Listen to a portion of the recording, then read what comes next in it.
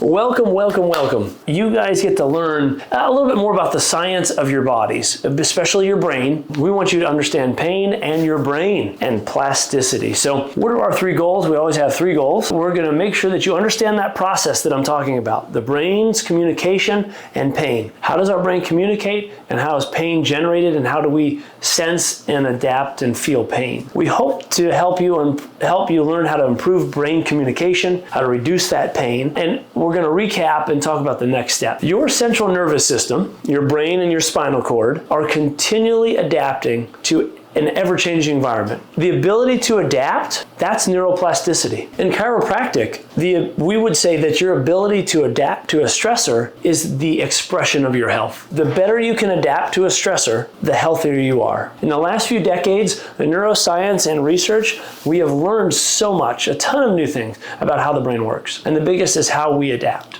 So let's talk a little more about this neuroplasticity. Your brain must communicate with your body. Nerve cells are going to talk to each other through what we call synapses. It's an electrical signal that produces a chemical response, and that chemical response then creates another electrical signal. So this is why it's important, that we have balance in our nervous system as well as our chemistry, and inflammation we'll talk about. But more inflamed, the less chemical communication there is as well. So our brains can turn on and off cells or synapses. It can turn them up or down. It can make those signals go faster or slower. And the levels of communication, with these other neurons are like a volume dial. That's called the synaptic strength. So all these connections are being controlled by the master controller of the brain, and the brain can, like a volume dial, turn it up and down. The changes in communication levels will happen very fast. They occur constantly, even when you're asleep. Your brain is constantly trying to help you adapt. So we want to be adaptive, but there's also a part of where our bodies start to be maladaptive. The brain can start to get maybe confused or tricked into how to adapt to things, and that can start to cause other problems. So what would be an adaptive change? Well, these changes that take place in your brain that are the reasons we learn new things. We adapt. Playing a musical instrument or riding a bike, these are great ways that we adapt. And when you're young, think about how quick kids learn and adapt to things, right? But your body not only can learn good things like how to ride a bike and play an instrument, but it can also learn pain. And that is maladaptive syndrome. These changes, also the reason we end up with that chronic pain, because your brain can learn to be in pain. If the signal is strong enough and long enough, and we say the nerves that fire together, wire together, if these nerves in your brain are firing constantly, they start to wire together and they can learn pain. So your body can adapt in a maladaptive way. What's a good example? If you have chronic elbow pain, it may be only there for a month, let's say, but your body has started to learn pain in your elbow. Even if the tissues that maybe you damaged went away and healed, the brain may still assume that there's pain because it's learned the firing of those nerves in your brain. So the longer that you have a syndrome of pain, even with healed tissue, your brain can still learn that. That's maladaptation. So if your pain is chronic, we're going to talk about how we start to relearn a new pattern. Pain means pay attention. Pain means absolutely pay attention. It is your alarm system. Pain is normal, and pain is supposed to be a protective experience to make sure you stop doing things that may be dangerous. And your body was built to keep you alive, adapt so you can stay alive and live. And so your pain is an attempt to try to help keep you away from danger. But chronic pain is that persisted usually for more than 3 months. That's what the research shows. Is no longer protecting or informative. It is now becoming another stress on an already weakened and probably stressed system. So it's time for, some tuning and some retraining. We need to wake back up the body's senses and reconnect with what the body has kind of assumed was injured that isn't anymore, and reheal. That is where chiropractic really is going to come in. So where does a lot of the brain sense pain? It's in that red part on this picture you're looking at. That's the prefrontal cortex. The prefrontal cortex, that red area in the very front of the brain, this is the part of your brain that's a bit like an orchestra conductor, really. This is a part of your brain that's going to keep tabs on everything else that's going on. Chiropractic adjustments, the research is showing, is what impacts the prefrontal cortex. When we adjust your spine, your prefrontal cortex is turned back on. It's lit up like a Christmas tree. Your prefrontal cortex, that volume dial goes up, and we start to communicate and reconnect with areas of your body that the body just says, well, it's the same signal all the time, we just stopped paying attention. But when we retune in, we realize there's something new. This is where the retraining happens. That's where the power of chiropractic, when we change your spinal position, we change your frontal cortex. How does chiropractic affect pain? Well, when your brain isn't receiving or processing accurate information, it has to guess. Your brain is really good at making up stories, right? If it's not receiving information, it's creating a story. That story may be chronic pain. If you continue feeling pain when there's really no damage, then the control parts of your body in the less than ideal way, which is causing more damage. Your brain is then controlling and trying to adapt to something that's not real. And now the body is continuing to have more pain. So chiropractic care is very, very important for everyone at all stages of life. And in every instance, people getting adjusted are going to be able to communicate better with their bodies and possibly with us, other people,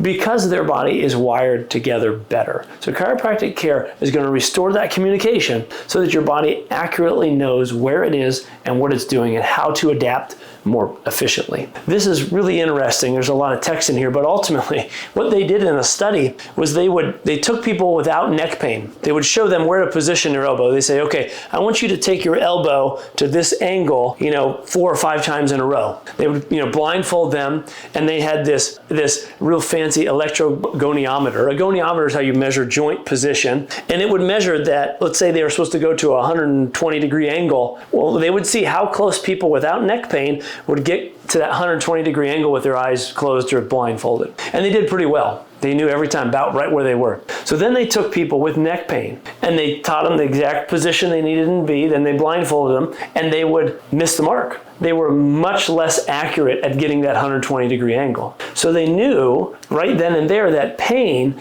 interrupts the body's ability to communicate and understand where it is in space. So what they did, they took this study one step further and they actually started to adjust the neck pain group. They said, okay, well, we found subluxations in many of these participants' necks and we're gonna make adjustments. And wildly, these people started hitting the mark, sometimes even better than the people without the neck pain, but they started to hit the mark so much more accurately and improved their ability to position after getting adjusted. So they knew that the body's ability to communicate was altered. When we restore that communication, the body gets back to better function. This is plasticity. This is getting out of chronic pain. Now it's the elbow study. We're going to watch a video. Did you know there is a stack of scientific research that has demonstrated chiropractic care can positively affect many different aspects of health and function? Let's explore some of this research. First up, let's take a look at a study involving muscle function for stabilizing the body, in which young healthy students were the research subjects. To set the scene, you need to know that the muscles deep in the abdomen are part of your core stabilizing system, and they need to be turned on before you lift your arm, so that you remain stable and don't injure yourself. This should happen very fast and without your conscious awareness. This is called feed-forward activation because it's pre-planned by the central nervous system. It ensures that movement of the body is balanced so that no injury takes place. The researchers found that in a group of 90 healthy students, 17 of them could not pre-activate their abdominal muscles before they moved their arms. This meant they were more prone to injury. 6 months later, the researchers tested 13 of the affected students again and found that they still couldn't do it. So what was going on with these students? To find out, they were given chiropractic assessments, and it was discovered that they all had tightness and restriction of joints in their pelvis. They were subluxated. So these 13 students received chiropractic adjustments of their pelvis. And guess what? There was an almost 40% improvement in their ability to pre-activate their core abdominal muscles. That's pretty phenomenal. This study is really important because it has big implications.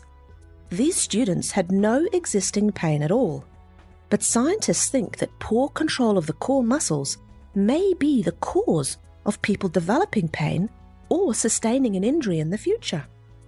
We know from other research studies that people who have low back pain often have delayed activation of their core abdominal muscles when performing various movements. We also know that the brains of many of these people with low back pain are much less aware of what is going on in their lower backs. This means that many people with low back pain, their brains are not receiving or processing accurate information from the small muscles close to their spine. So their brains have to guess what's going on, and therefore may not be controlling the lower back in an ideal way, which can damage the back further. This is why chiropractic care is so important. It can restore proper communication between your brain and your body, so your brain knows accurately what's going on and can control your whole body in the best way possible. So, to me, the simplicity and understanding that our bodies need to communicate is like a truth. We know that our brains need to communicate. I think what we don't realize every day is that things we choose to do, things we might not have control over, are affecting our ability to communicate with our bodies. And there are choices we make, there are choices that we don't control, but all of those can start to affect this. Let's talk about what else can you do. If you're getting the adjustments, stay getting adjusted. If you think that I'm feeling well, and you know what, this is probably the best time that I should try to start tuning down my adjustments, maybe you shouldn't. Let our assessments let you know where your subluxations are, not just what your brain is telling you. Because as we know, it doesn't get the best accurate information. So keeping your frequency and ramping that up is probably the biggest thing I would tell you that makes sense when we're talking about your prefrontal cortex and your ability to retrain your brain. But you're not going to be here every day, and we don't want you to have to live here. But once a week treatment is probably one of the best things people can do. Besides that, what else can we do? Well, we need to reduce inflammation. In the next month and a half, we're going to probably all inflame ourselves more. With what we eat, the stressors we'll put on ourselves, everything can be affected for everyone. But we're going to put stress on ourselves. And that might be in the form of the foods or alcohol or whatever that may be. We're going to probably create more inflammation from stress and chemicals that we ingest. And if that's the case, what are we doing to try to reduce that inflammation? If you're chronically inflamed, there's many programs that we have in our office or ways you can start to just make changes. We have some simple reboot programs. We have like a 30-day guide to eating less, more anti-inflammatory. Maybe that's something you think about starting in the beginning of the year. We even give you 2 supplements with that to kind of boost your, to remove cravings, to get you back mentally on the right track and fill some gaps. The second thing you do is you could think about taking some turmeric or taking just regular fish oil, things every day to just try to tune that down. We have things like that we can help you to see and know what's best. But the big thing is probably your diet, is reducing down the amount of carbs and sugars that we eat and taking that plate that may,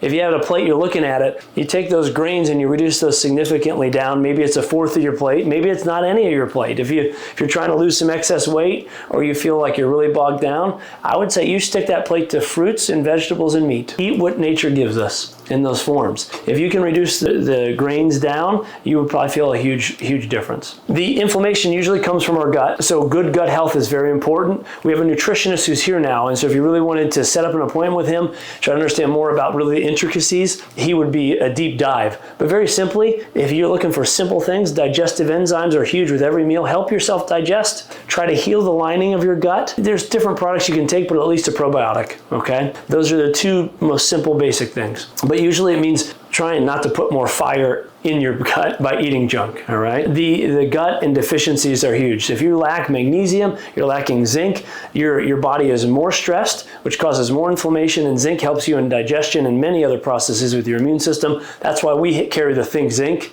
which also has an anti-inflammatory product, has coconut oil, but has MCT oil, which these oils, black currant seed oil, are anti-inflammatory. So we put that all in one product that we use. Assess your emotional resilience. If you can calm your brain, if you can get the scatter and chatter to reduce down, give that frontal lobe a chance to pay attention to what's going on, you will feel so much better. These things are simple things we talk about all the time, but if you're not doing them, I go back, get adjusted more, okay? It's just the truth. Sleep.